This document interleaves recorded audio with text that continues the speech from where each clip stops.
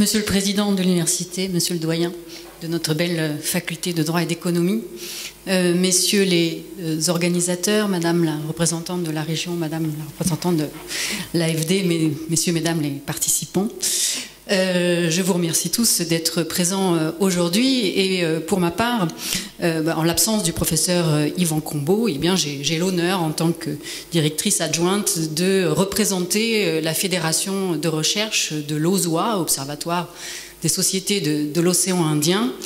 ainsi que les 6 laboratoires de recherche de l'université qui font partie de cette fédération, comme le CEMOI et le CRJ, Centre de recherche juridique, qui sont voilà, les 2 principaux acteurs là, de la journée d'aujourd'hui. Alors, cette journée s'inscrit dans le cadre des travaux plutôt interdisciplinaires que favorise la Fédération de recherche. Et à ce titre, le thème d'aujourd'hui présente à mes yeux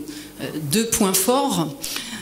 qui montrent toute la cohérence aussi de la recherche au sein de notre établissement et qui montrent que tout cela s'inscrit pas simplement en une journée de 24 heures, mais sur le long terme, et que les choses peuvent évoluer et se développer. Alors le premier mérite de la thématique, c'est sans doute de s'inscrire dans la continuité d'une réflexion qui avait été entamée déjà l'année dernière, plutôt par les juristes, puisque en avril dernier, enfin 2017 pardon, donc 1 an et demi en arrière, ici même dans cet amphithéâtre avait été organisé un colloque sur l'Union européenne dans l'océan Indien. Nos organisateurs, Laurent Didier et Jean-François Warraud, avaient déjà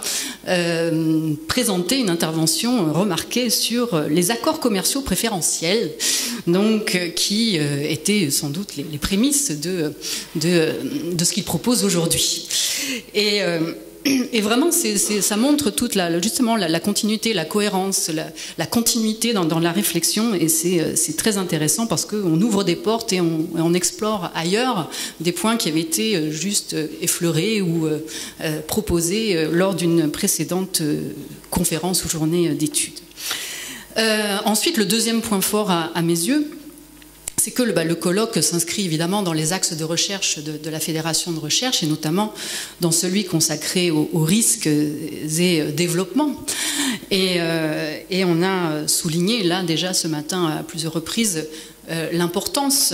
de favoriser le développement économique dans l'océan Indien. Et j'en parlais récemment avec certains praticiens, notamment magistrats de la Réunion, qui aussi étendent leur juridiction jusqu'à Mayotte. Et donc on évoquait évidemment certains problèmes juridiques et politiques qui évidemment nous intéressent, nous interpellent dans certaines parties de l'océan Indien, et en dépit de tous les efforts qui peuvent être faits en matière de coopération juridique, judiciaire, eh bien, on était forcé de constater également que sans développement économique, on n'arriverait sans doute à rien, et c'est notamment la raison pour laquelle je suis particulièrement heureuse qu'on puisse aussi se pencher et analyser ces questions-là. Alors, je ne serai plus très longue, et pour terminer, alors même si aujourd'hui les réflexions,